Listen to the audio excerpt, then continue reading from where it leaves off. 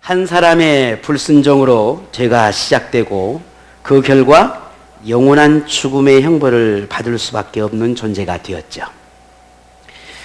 하지만 하나님은 그런 비록 죄인의 모습이긴 하지만 그 죄의 노예 속으로, 죄의 지배 아래 속에서 사는 것을 결코 그대로 보고 둘 수가 없었습니다.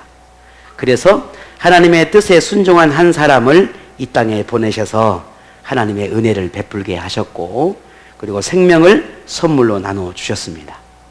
그 인류를 향한 그 한 사람, 예수 그리스도로 인해서 영원한 생명을 얻게 되었고, 은혜 안에서 즐거움의 삶을 살도록 그런 길을 열어주셨다라고 했습니다. 우리가 이 모든 은혜를 누리기 위해서는 우리가 기꺼이 하나님의 법, 은혜의 법 안으로 살아가기를 우리가 기꺼이 그 믿음의 결단이 필요할 때 우리는 그 은혜의 법을 다 누릴 수 있다라고 했습니다. 이것이 지난주에 함께 나누었던 말씀이죠. 지난 한 주간 그럼 어떻습니까? 하나님의 은혜의 법, 그 은혜의 법을 따라 살려고 노력을 하셨습니까?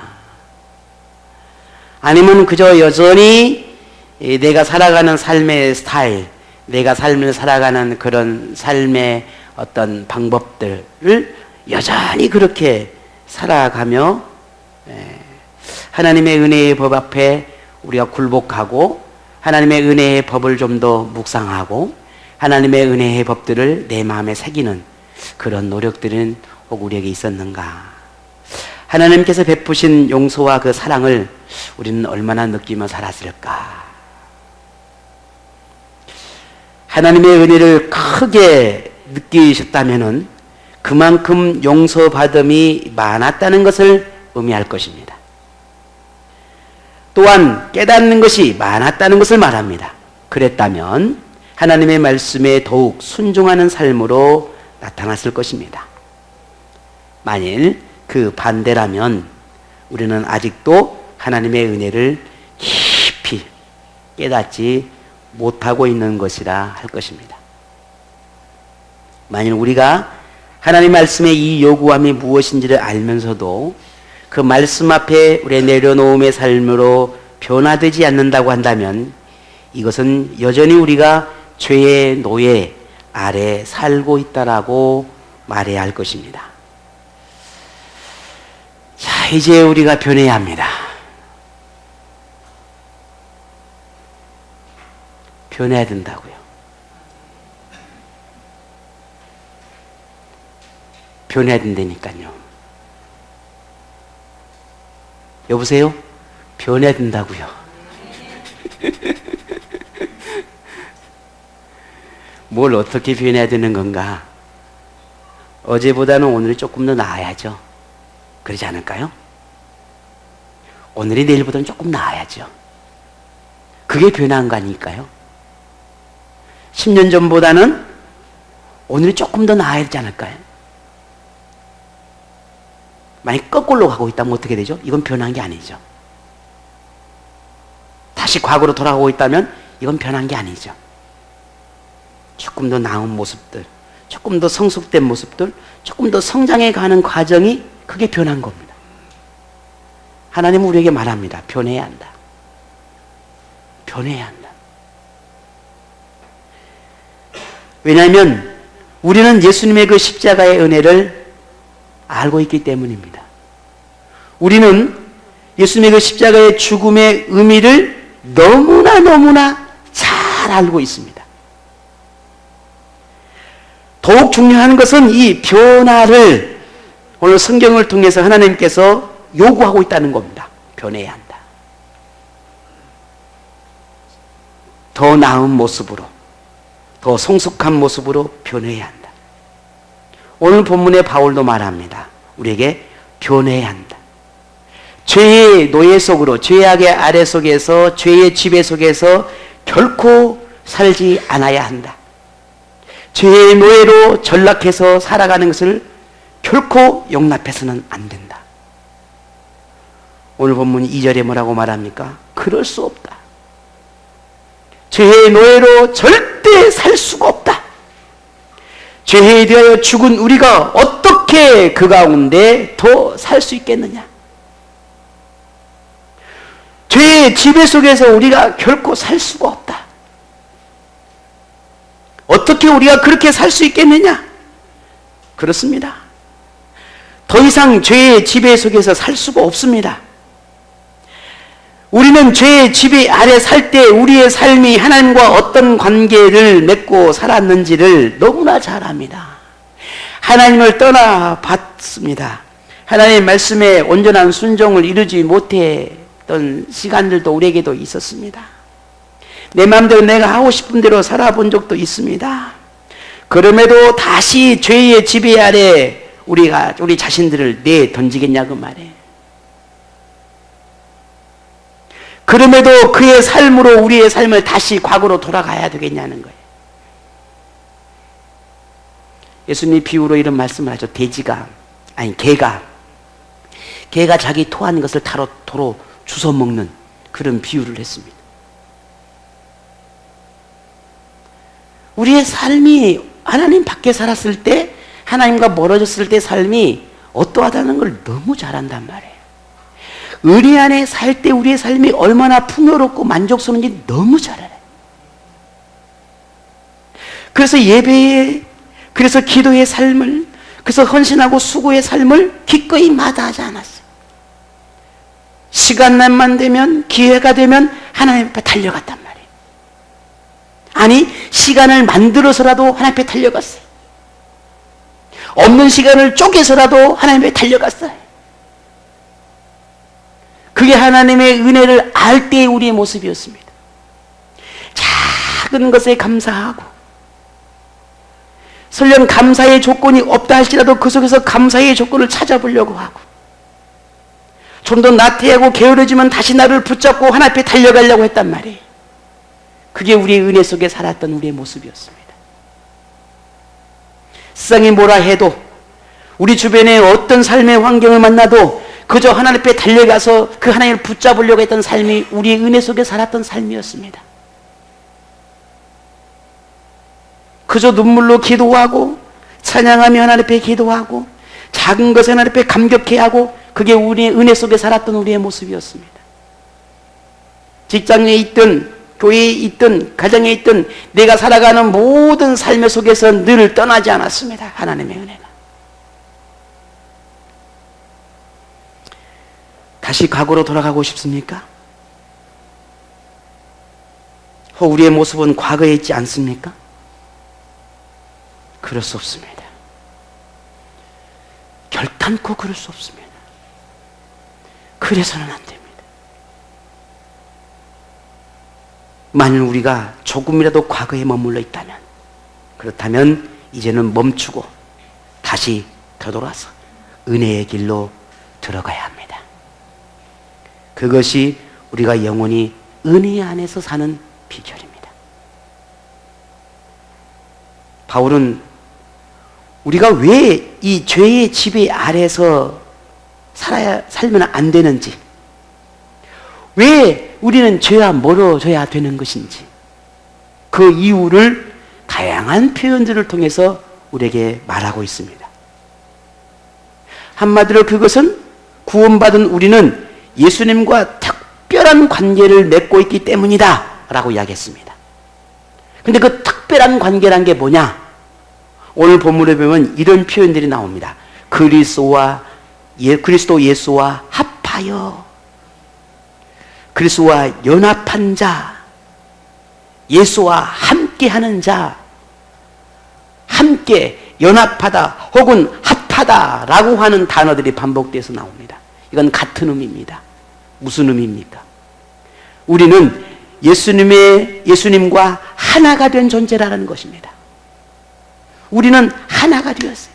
합해졌어요. 그래서 요한은 접붙임에 대한 표현으로 예수님과 우리가 하나됨을 의미했어요. 접붙여진 것을. 오늘 바울은 합하다, 연합했다라고 하는 표현으로 우리에게 예수님과 하나된 존재임을 말하고 있습니다. 예수님의 그 십자가의 사건이 우리의 죄악을 용서하기 위한 은혜의 사건이라고 하는 것을 우리가 믿는다면은 우리는 예수님과 연합한 존재가 된 것입니다. 왜? 이 믿음을 통해서. 우리는 이 믿음으로 예수님과 하나가 됐고, 예수님과 하나가 되었기 때문에 예수님께서 십자가에 죽으실 때 우리에 있는 모든 죄도 다 예수님과 함께 죽어버렸다는 겁니다. 다 사라져버렸다는 거예요. 그래서 우리는 더 이상 죄와 상관없는 삶을 살아야 한다는 겁니다. 본문 6절을 함께 볼까요?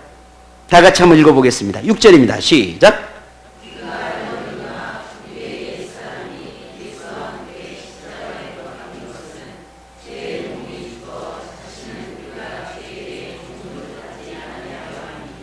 아멘.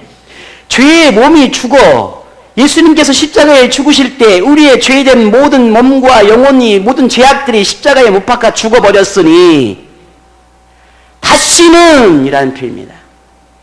다시는 우리가 죄에게 종노릇 하지 아니하게 하려고 십자가에 죽었다는 겁니다.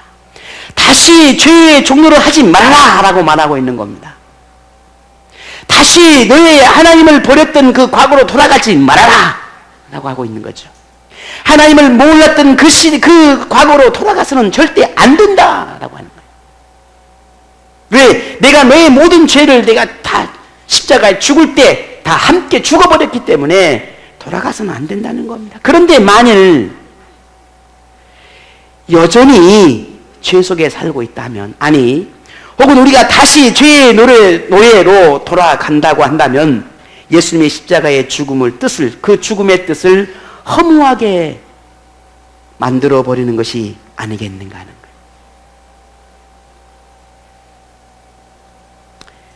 예수 그리스도를 우리가 믿는 중에도 종종 이런 고민에 빠집니다. 어떤 고민에 빠집니까?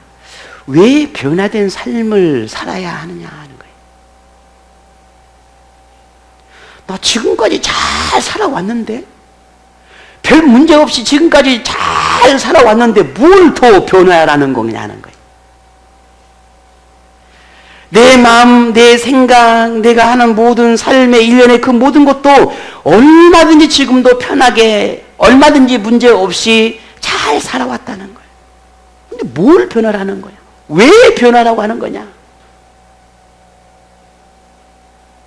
왜 세상 사람들과 다른 삶을 살아야 하는가? 궁금해. 의문을 가집니다. 왜 하나님의 법을 벗어나지 말아야 하는 것인가? 왜 자꾸만 모든 삶의 중심을 하나님과 하나님의 말씀에 사로잡혀 살아야 하느냐라고 말하냐는 거예요. 왜 자신을 위한 삶보다 하나님을 위한 삶을 살아야 하는가? 내 삶도 있고, 내가 원하는 계획도 있고, 내가 하고 싶은 것도 많은데 왜 그 모든 걸 내려놓고 자꾸만 하나님을 위한 삶으로, 하나님 중심으로 삶을 살라고 요구하냐는 거예요. 왜 그토록 영적인 삶만을 강요하고 요구하고 추구해야 하는가? 하나님의 말씀에서 그저 조금, 그저 약간, 그저 딱 한 번 그렇게 하나님 말씀에서 벗어난 것이 그토록 그것이 죄악이냐 하는 거예요. 그것이 그렇게 하나님 앞에 큰 죄인가? 악인가? 라고 우리는 스스로 그렇게 묻습니다. 그저 약간일 것뿐인데, 단 한 번인 것뿐인데, 그 조금인데, 그것도 그 외에도 그 많은 것들을 내가 하나님을 위해서 헌신하고 수고의 삶을 살고 예배하는 삶을 사는데 그 몇 번, 그 한 번, 그 작은 것 때문에 그것이 그토록 악한 것인가? 라고 묻습니다. 여러분 어떻게 대답하시겠습니까?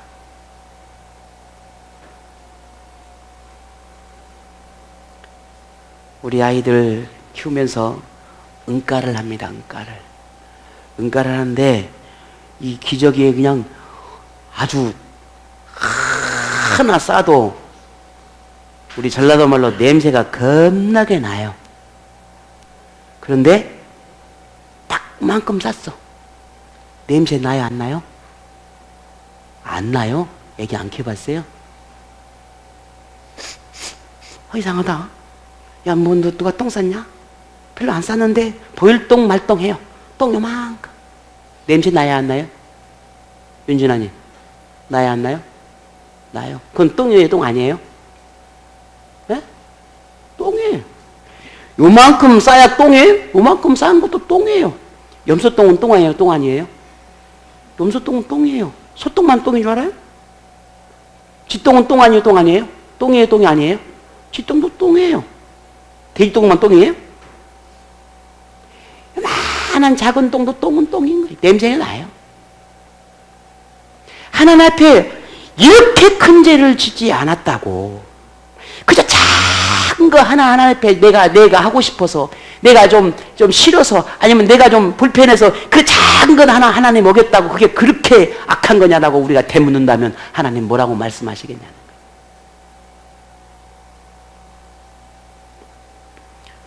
우리는 마치 신앙생활이 자신의 삶의 많은 부분을 빼앗는다라고 생각하거나 말씀이나 공동체의 요구가 지나치다고 생각될 때가 참 많이 있습니다. 목사가 설교를 통해서 갖가지 이렇게 말씀을 전할 때 그 하나하나 생각 속에서 나 잘하고 있는데 왜 저렇게, 물론 여러분의 생각과 저의 생각이 다를 수는 있습니다. 그러나 말씀 앞에 우리는 굴복해야 합니다. 오늘 제가 여러분은 강연하는 게 아니거든요. 제 사고방식을 여러분에게, 제 이념을 여러분에게 전달하는 게 아니거든요. 여러분, 제 철학과 이념과 사상과 목회를 여러분에게 강요하고 요구하고 있는 게 아니거든요. 저는 여러분에게 전하고 싶은 하나님의 말씀이 있습니다. 그 말씀을 나누고 있는 것입니다. 자, 그렇다면 우리는 어떻게 할까요? 그렇다면 우리는 어떻게 하겠습니까? 때로는 자신의 모든 편리보다 불편하고 힘든데 왜 그 불편함과 그 힘듦을 다 끌어안고서 그렇게 신앙생활의 요구에 순응하며 살아야 하는지에 대해서 우리는 의문을 갖습니다. 나도 좀 더 편하고 싶고, 나도 좀 더 다른 어떤 사람들처럼 그냥 이렇게 살고 싶은데 왜 자꾸 내가 힘들고 불편함까지도 감수해 가면서 하나님 말씀 앞에, 은혜 앞에 요구하냐는 거예요. 그래서 조금이라도 자신을 합리화시킬 수 있는 상황이 되어지면 타협하고 자신의 편리를 쫓는 것을 추조하지 않습니다. 그것을 정당화하며 하나님 앞에 조금도 부끄럽게 생각하지 않습니다. 그런데 이러한 태도가 마치 아담과 하와에게 선악을 알게 하는 나무 열매를 먹게 하려고 유혹했던 그 사단의 유혹과 같다라고 하는 것입니다. 이런 유혹이 예수님의 가르침과는 전혀 무관하게 합리적이고 객관적이고 지극히 이성적인 생각으로 우리에게 다가옵니다.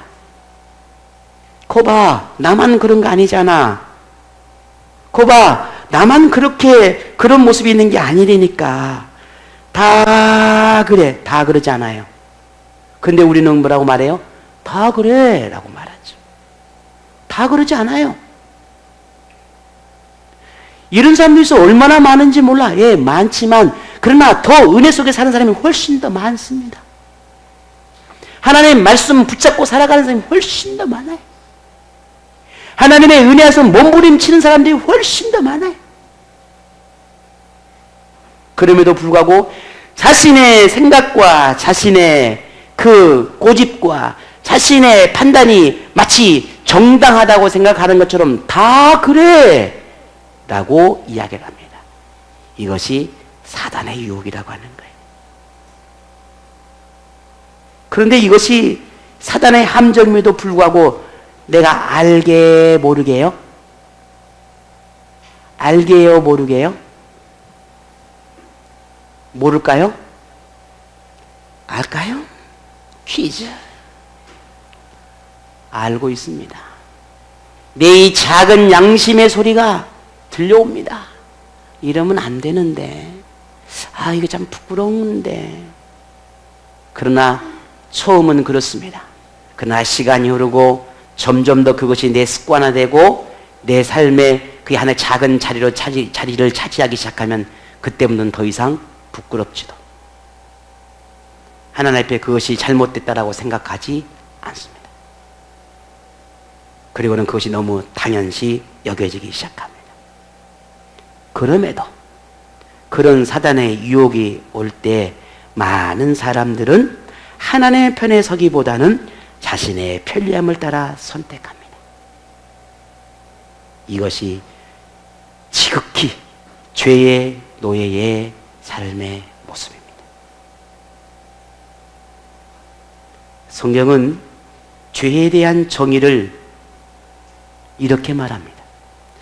세상의 도덕적이고 윤리적인 그런 기준을 훨씬 더 뛰어넘어서 더 완벽하고 완전한 하나님의 말씀을 잣대로 삼아서 여기서 벗어나는 모든 행위를 죄라 그렇게 정의합니다. 우리의 생각이 아무리 옳다고 여겨도, 아니 세상의 모든 사람들이 인정한다 할지라도 말씀에서 요구되어지는 그 규범이나 윤리나 혹은 이 도덕적이지 못한다면 그것은 다 뭐다? 죄다 라고 정의하고 있습니다. 하나님께서 말씀하시는 이 죄의 개념은 보이는 것이든 보이지 않는 것이든 훨씬 더 넓은 의미에 의해서 죄라고 말하고 있습니다. 생각하는 것 혹은 마음, 행동, 그 모든 것이 하나님 말씀에서 벗어난 것이라면 그 모든 것은 뭐다? 죄다. 그렇게 말합니다. 그런데 사탄은 아주 교묘하게 이러한 것들을 아주 바꾸어서 인간의 편리와 이성과 지성을 자극해서 우리가 스스로 똑똑하다고 판단력이 아주 뛰어나다라고 그렇게 착각하게 만들어요. 그래서 내가 판단하고 내가 지금까지 신앙생활을 해왔던 것, 지금까지 내가 이렇게 해왔던 그 모든 것들이, 그리고 내가 이렇게 결정하는 것은 그렇게 나쁜 것이 아니야. 그렇게 나쁜 것이 아니야. 그렇게 나쁜 것이 아니야 라고 생각하게 합니다. 그것은 무슨 말이죠? 나쁠 수도 있지만 그러나 꼭 그렇게 나쁜 것은 아니야 라는 말이죠. 그게 죄가 될 수도 있지만 그러나 꼭 그것이 죄는 아니야. 아까 요건 뭐고 요건 뭐라 그랬어요? 요 똥은 똥이라고요? 아니라고요? 똥이라니까요. 요 똥은 똥이에요, 똥 아니에요? 똥이라니까요. 똑같은 것입니다. 똑같은 거예요. 그래서 사탄은 우리에게 말합니다. 너 잘한 거야. 넌 똑똑해. 너는 지혜롭고 현명한 사람이야. 너는 지금까지 신앙생활을 그렇게 잘 해왔어. 그리고 지금은 괜찮아. 조금 내려놔도 그렇게 크게 문제가 되지 않아. 너 지금까지 얼마나 많은 하나님의 삶을 살아갔어. 괜찮아. 그 조금 내려놓는다고 하나님은 그 모든 지난 삶을 다 알고 계시기 때문에 지금 내가 조금 부족해도 그 모든 것을 다 용납할 수 있는 분이야. 왜? 너그러운 분이니까. 하나님은 넉넉하신 분이야. 너의 모든 형편을 다 알고 계셔. 너의 모든 상황을 다 알고 계셔. 너의 생각도 마음도 다 알고 계셔. 그렇죠. 내 생각과 마음을 다 알고 계시죠. 내 상황과 환경만 알고 계시는 것이 아니라 내 머릿속에 내 마음속에 무엇을 생각하고 있는가까지 다 알고 계시는 분이에요. 그렇죠. 사탄은 우리에게 그렇게 말합니다. 우리의 결정이 결코 잘못된 것이 아니라고. 내가 판단하고 결정하는 이 모든 것들이 합리적이고 가장 이성적인 것이라고. 하나님은 너를 다 그 모든 걸 용납하고 인정하고 용서해 주실 거라고. 결국 죄의 지배 아래 있게 되는 것은 우리 스스로가 분별력과 지혜와 현명함들을 가지고 있다라고 스스로 생각하는 것부터 시작되는 것입니다. 그럼 우리는 어떻게 하겠습니까? 우리가 정말 똑똑하고 분별력이 뛰어난 사람일까요? 아닙니다. 만약에 그렇다면 우리에게는 성경이 필요가 없는 것입니다. 왜? 우리는 똑똑하니까. 우리는 지혜로운 사람이니까. 현명한 사람이니까. 성경이 필요가 없는 거예요. 그러나 우리에게 성경을 주신 이유는 뭐예요? 기준을 만들어 주신 거예요. 삶의 기준, 믿음의 기준, 신앙의 기준, 우리가 살아가는 모든 목표의 방향, 그 모든 것이 성경을 통해서 주신 것입니다. 그래서 오늘 우리는 분별하여 하나님의 말씀을 따라야 하는 것입니다. 왜? 우리는 결코 현명하지 않으니까. 지혜롭지 못하니까. 왜냐하면 우리는 이 죄의 유혹에 쉽게 넘어지기 때문에 그렇습니다. 기도 똥똥똥 감사합니다.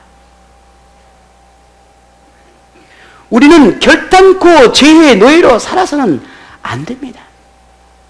왜냐하면 예수님께서 우리 때문에 죽었는데 이것을 믿는 우리가 여전히 죄의 노예로 살거나 혹은 은혜 안에서 살다가 다시 죄의 노예로 전락하는 것은 은혜를 저버리는 행위가 되기 때문입니다. 예수님께서 생명을 주신 것은 더 이상 죄된 습관을 따라 살지 말라고 우리에게 은혜를 주신 것입니다. 새 생명을 주신 것입니다. 오늘 여러분, 우리는 모두가 새 생명을 얻은 사람들입니다. 그렇다면 우리가 새 생명을 얻은 사람은 삶으로 살아야 하는 거예요. 내가 다리가 하나 잘라졌어요. 새로운 다리를 하나 얻었어요. 다리가 없을 때는 절뚝절뚝하며 살았지만 내가 다리가 하나 생겼으니 바르게 살아야 되는 것이 맞는 거예요. 내가 아프고 병들었을 때는 그 아픔과 병듦 속에 살아가는 건 너무나 당연한 것입니다. 그러나 내가 건강해졌으면 건강한 삶을 살아가는 거예요. 이게 당연한 거예요. 내가 예수를 몰랐을 때는 죄 가운데 살아가는 것이 그것이 너무 당연한 것이었습니다. 왜? 몰랐으니까. 그러나 내가 예수를 알고 새로운 생명을 얻었으니 새로운 생명을 얻은 자로 살아가는 게 당연한 것이에요. 왜? 내가 새 생명을 얻었으니까. 이것이 아니라고 말할 수 있겠습니까? 그러면 예수님이 십자가에 죽은 것이 헛된 것이.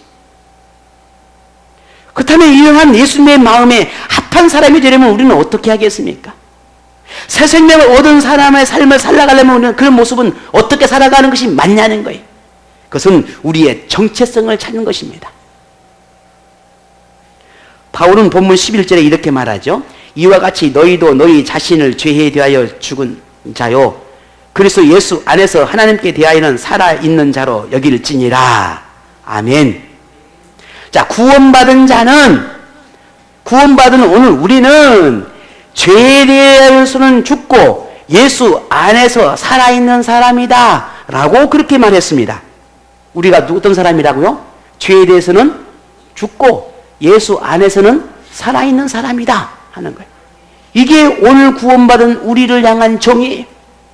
나는 죄에 대해서 죽은 사람이고 예수 안에서 산 사람이다 라는 게 나야, 나. 오늘 여러분이라고요.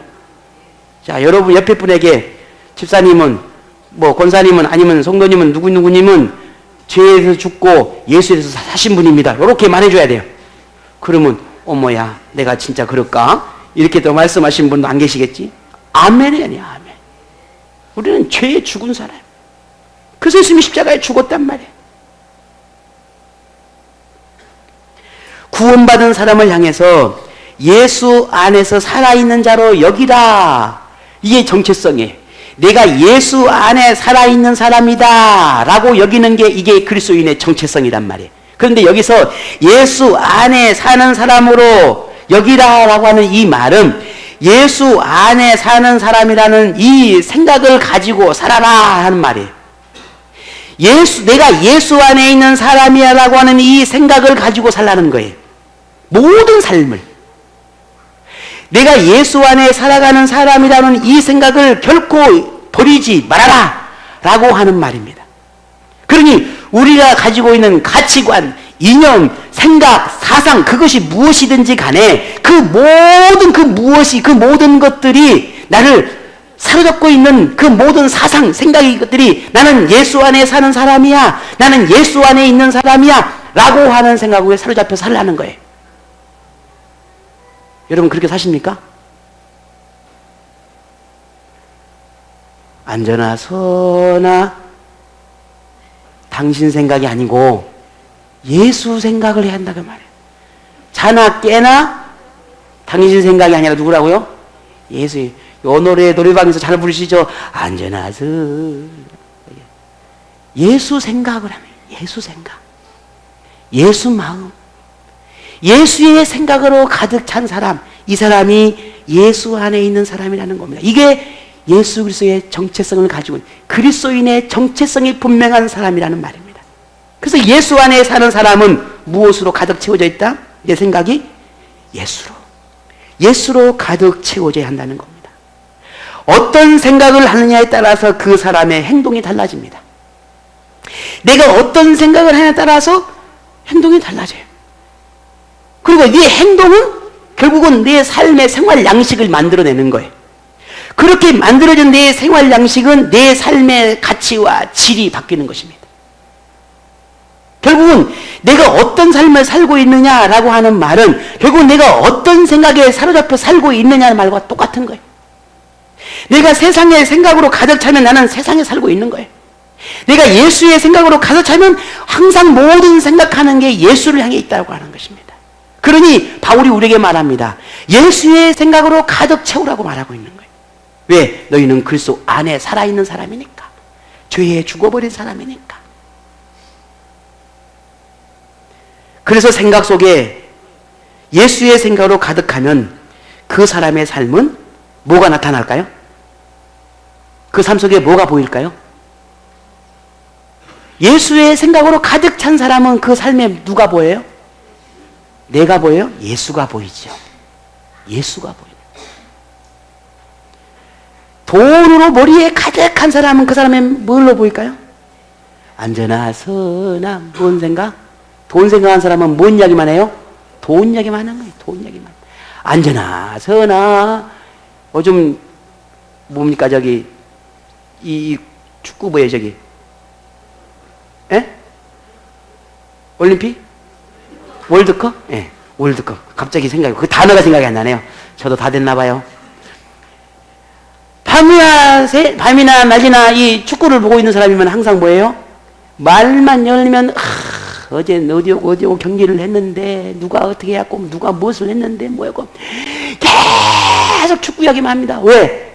계속 축구만 생각하고 있거든요. 밤이고 낮이고. 이 사람의 말 속에서 무엇을 생각하고 있냐가 달라지는 거예요. 여러분 뭘 생각하셨습니까? 지난 일주일 내내. 저 혹시 저만 생각하고 있는 건 아니에요? 무엇을 생각으로 여러분 머릿속에 가득 채우셨습니까? 한 주간 내내 여러분의 생각 속에 중심이, 여러분의 생각 속에 중심이 뭐였는지를 아는 거 제가 가르쳐 드릴까요? 안 봐도 비디오인데. 내가 무엇을 생각하고 내 생각 속에 어떤 생각이 가장 가득했느냐는 것을 알고 싶다면은 여러분의 생활 속에서 내가 무엇에 가장 많은 시간들을 보냈는지를 아시면 돼요. 내가 어디에 많은 시간을 보냈는지를 한번 보십시다. 사람마다 다르겠지만은 어떤 사람은 세상의 즐거움이나 오락에 내 시간을, 그래서 게임만 하고 있는 거예요. 밤이고 낮이고. 시간만 나면 화장실에서 즐거움 게임.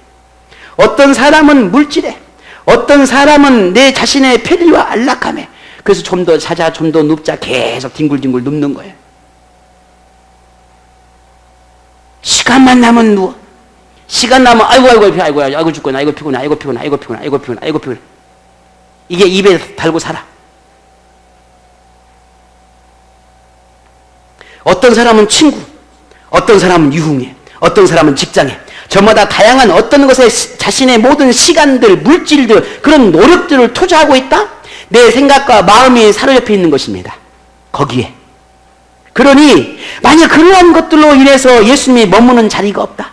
내 생각 속에 예수님의 생각이 그 자리가 할 곳이 없다. 예수님의 가르침이 일어나지 않는다. 이것은 예수 안에 사는 사람이라고 말할 수 없습니다. 여전히 나는 죄의 지배 아래 살고 있는 것입니다. 만약에 반면 예수님의 생각으로 가득 채워진다면 어떤 삶을 살까요? 어떤 사람일까요? 이에 대해서 베드로가 이렇게 말을 했습니다. 베드로전서 4장 11절에 보면 만일, 한번 볼까요? 베드로전서 4장 11절에 한번 누가 찾아서 한번 읽어주세요. 베드로전서 4장 11절.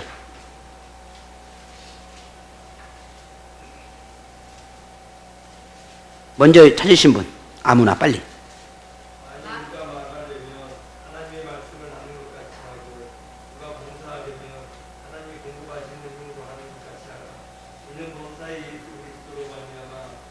영광을 받으시게 하려 하니 이게 영광과 아멘. 베드로의 말처럼 우리의 생활 속에서 모든 일에 하나님을 개입시킵니다. 생각하는 것, 마음 먹는 것, 계획하는 그 모든 게 다 하나님을 개입시키는 거예요. 생활의 전 영역에 하나님 말씀을 기준으로 삼고 하나님의 간섭하심을 바라고 하나님의 내 삶의 한 자리를, 아니 모든 자리를 하나님 앞에 내어드리려고 하는 거예요. 그것을 가장 중요하게 여긴다는 것이죠. 그래서 무슨 말을 해도 은혜로운 말을 하고, 무슨 봉사를 하여도 하나님의 은혜에 감사하고 기쁨으로 감당해가고, 무엇을 하든지 항상 하나님의 영광을 먼저 생각하는 것입니다. 이게 예수의 생각으로 가득한 사람이에요. 이런 사람이 예수 안에 사는 사람이요, 예수의 은혜로 가득한 사람이요, 예수의 정체성이 분명한 사람이요, 은혜 안에 머무는 사람이라 할 수 있습니다. 죄의 노예로부터 벗어난 사람이요, 옛사람을 예수의 십자가에 못 박아 죄에 대해서 죽은 사람이라고 할 수 있습니다. 종사님, 일주일 내내 우리 아이들을 머리에 담고 고민하고 생각하고 매일매일 기도하는 마음, 늘 아이들의 머리에 떠나지 않는 마음, 그 마음을 가지고 일주일 내내 보내야 돼. 그게 목사야. 몇 명 되지도 않아. 뭐 넣을 것도 말 것도 없어. 요리 들어오면 뭐야. 이게 목사야. 선생님들, 우리 아이들을 일주일 내내 품고 기도하고 이 아이를 케어해야 어떻게 하면 할까? 이게 선생님이에요. 우리 집사님, 권사님들, 어떻게 하면 우리 교회를, 어떻게 하면 우리 성도들, 그게 직분자예요. 어떻게 하면. 그게 하나님의 생각을 품고 사는 사람, 교회를 품고 사는 사람이다. 오늘 벌써 수요일 되었어? 깜빡 잊어버렸네. 오늘 금요일이야? 깜빡했다. 오늘은 제껴. 다음에 가지 뭐. 말도 안 되는 거죠. 목사가 오늘 주일이었네? 오늘 설교 못 하겠네? 여러분 이해가 돼야 안 돼요? 신입사님, 이해돼야 안 돼요? 안 되죠. 말이 안 되잖아요. 왜 근데 여러분이 이해가 돼요? 김명호사님, 왜 목사는 이해가 안 되는데 본인은 이해가 돼요?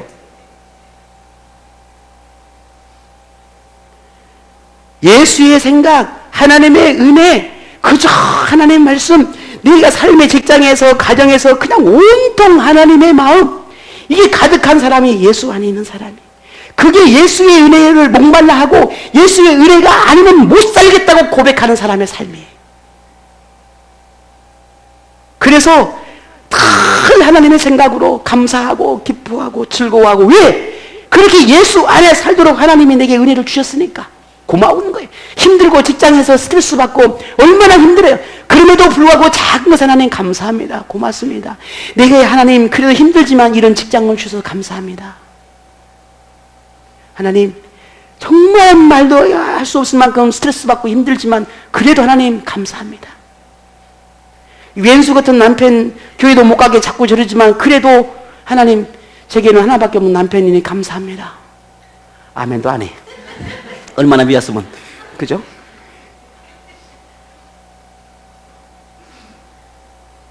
하나님 저렇게 말도 안 듣고 뺀질뺀질하지만 그래도 내 새끼니 하나님 주신 선물이니 감사합니다. 이 아이들이 지혜롭고 현명한 아이고 잘 자라도록.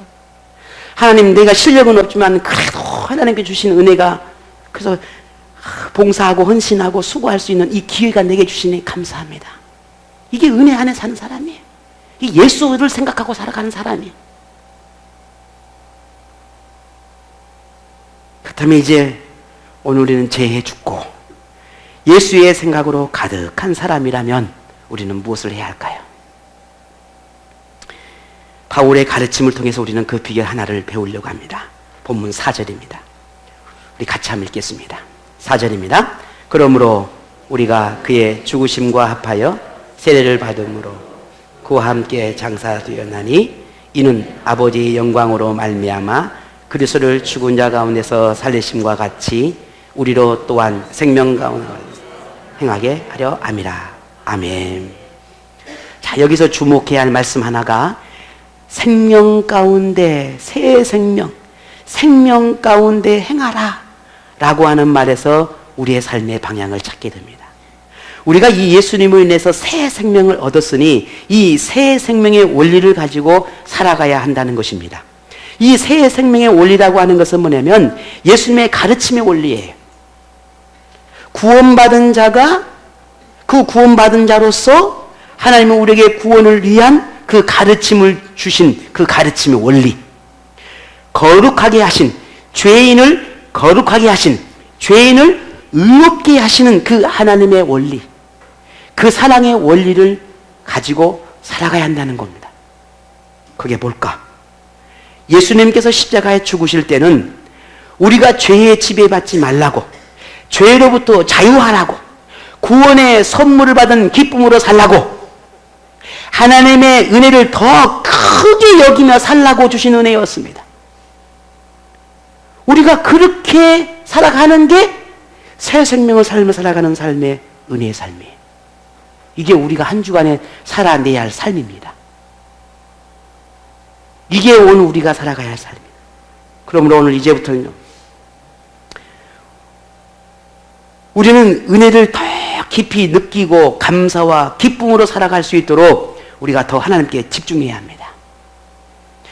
물론 분주하고 수많은 많은 일들이 우리를 가로막는 건 사실입니다. 그럼에도 불구하고 그래도 하나님 앞에 나갈 수 있는 내 마음, 내 생각, 내 삶의 작은 공간을 비워두시라는 겁니다. 왜? 거기에 무엇을 채워 넣어야 하니까?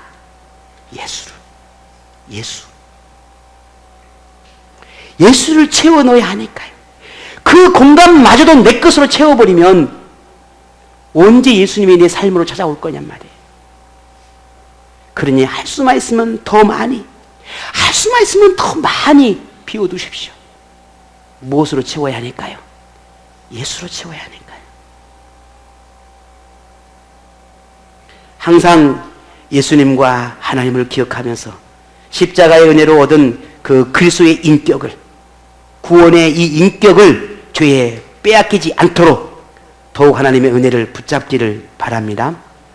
그래서 영혼이 살아있는 사람, 그 새 생명을 얻는 사람이 어떤 복을 누리고 살아가는지 우리가 세상에 좀 보여줬으면 좋겠습니다. 내가 그렇게 나는 예수의 은혜로 사는 사람이야 라고 하는 걸 세상에 보여주자는 겁니다. 그렇게 살아가는 삶이 어떤 삶인지를 우리가 한번 보여주자는 겁니다. 바로 그 사람이 정말 생명력 있는 그리스도인 아니겠습니까? 여러분 한 주간의 삶이 생명력을 가진 삶이 되시기를 바랍니다. 예수의 생명을 가진 사람의 삶을 살아갈 수 있도록 여러분의 삶의 많은 자리들을 누구에게로? 예수님에게로 내어드릴 수 있는 한 주간 되시기를 부탁을 드립니다.